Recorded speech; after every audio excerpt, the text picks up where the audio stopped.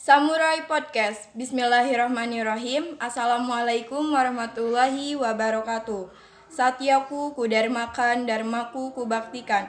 Salam Pramuka. Nah, gimana nih kabarnya teman-teman semua? Sehat selalu ya, dan jangan lupa jaga kesehatan. Sebelumnya, izin memperkenalkan diri. Nama saya Rahma Aditya, dan rekan saya yaitu Kak Perdi. Halo Kak Perdi. Halo. Nah, pada podcast kali ini kita akan membahas tentang Dewan Ambalan. Kenapa sih Kak di Pramuka itu harus ada Dewan Ambalan dan apa itu ambalan? Oke, terima kasih Kak Rama. Sebelum kita membahas lebih jauh tentang Dewan Ambalan, alangkah baiknya kita mengetahui apa itu ambalan.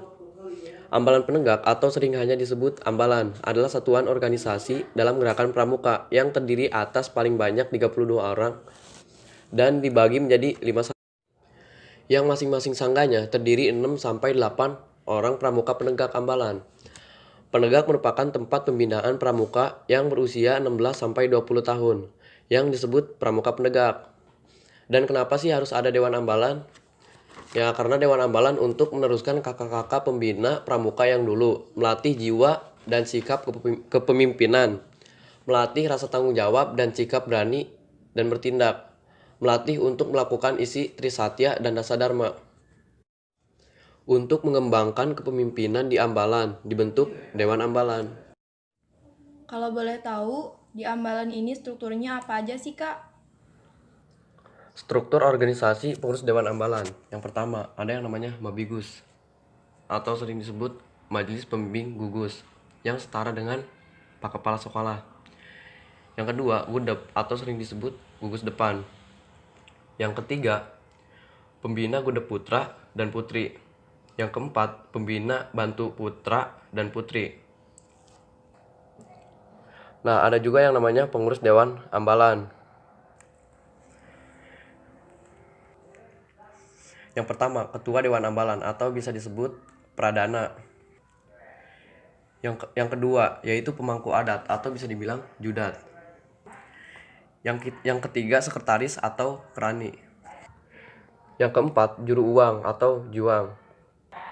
Yang kelima, Kajian Kepramukaan. Yang keenam, Kegiatan Kepramukaan. Yang ketujuh, Evaluasi dan Pengembangan. Yang kedelapan, Pengabdian Masyarakat. Yang kesembilan, Koordinator atau Satuan Karya. Koordinator Satuan Karya. Yang kesepuluh, Dewan Kehormatan. Oke Kak Perdi, terima kasih. Dari struktur yang tadi Kak Perdi sebutkan, tugas-tugasnya apa saja sih Kak? Yang pertama, ada yang namanya Pradana. Pradana ini tugasnya bertanggung jawab pada semua kegiatan Dewan Ambalan, mengetahui tugas dan kewajiban Dewan Ambalan, memimpin organisasi dengan baik dan benar, mengkoordinir anggota Dewan Ambalan, melaksanakan keputusan musyawarah Ambalan beserta anggota, menyelesaikan setiap permasalahan yang ada di Ambalan, meminta petunjuk dan pertimbangan pada pembina latih, pembina sanggar bakti, dan Kak Mabigus. Menjadi suri tauladan yang baik terhadap anggotanya, bertanggung jawab terhadap musyawarah Ambalan. Yang kedua, ada yang namanya pemangku adat atau sering disebut Judat. Tugasnya menegakkan dan mempertahankan adat Ambalan yang tidak bertentangan dengan kode etik, menjadi suri tauladan yang baik terhadap anggota, memberi sanksi dan memberi penghargaan bersama dengan kehormatan, mengkoordinir setiap anggota, menegak hukum yang menjalankan hukum dan peraturan hasil keputusan musyawarah Ambalan, menjunjung tinggi kedisiplinan, bekerja sama dengan Pradana, mewakili Pradana apabila pendapat dari Pradana.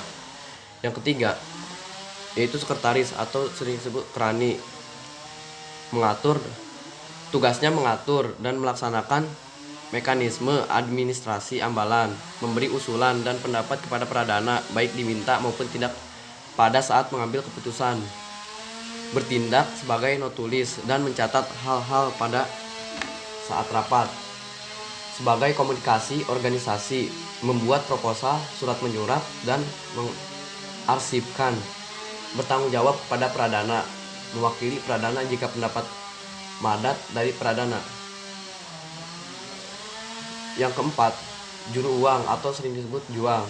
Tugasnya menentukan kebijakan keuangan Dewan Ambalan, memberi usulan dan pendapat diminta maupun tidak, mengelola keuangan Dewan Ambalan, menyampaikan laporan keuangan setiap bulan, bertanggung jawab kepada Pradana, membuat bukti-bukti pengeluaran.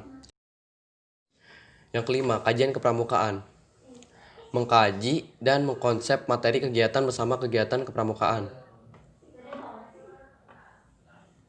Mencari materi-materi kegiatan kepramukaan, menjadi sumber informasi, bertanggung jawab kepada Pradana.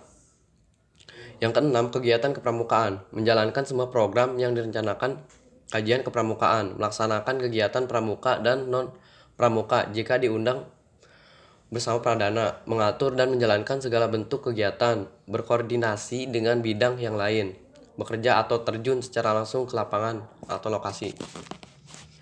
Yang ketujuh, evaluasi dan pengembangan. Tugasnya memberi kesimpulan tentang kegiatan yang telah dilaksanakan dan mengembangkan hasil dari evaluasi kegiatan pramuka. Menentukan baik buruknya suatu kegiatan, mengadakan pembinaan dan pengembangan minat dan bakat dalam kegiatan untuk anggota. Terus yang kedelapan, pengabdian masyarakat.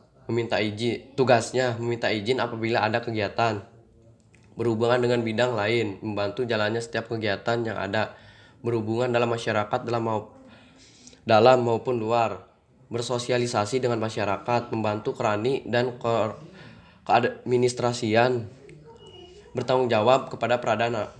Yang kesembilan, koordinator satuan karya. Tugasnya mengkoordinir satuan karya baik di gugus, depan, ranting, cabang, daerah, dan nasional. Dan yang terakhir, Dewan Kehormatan. Tugasnya mengatur.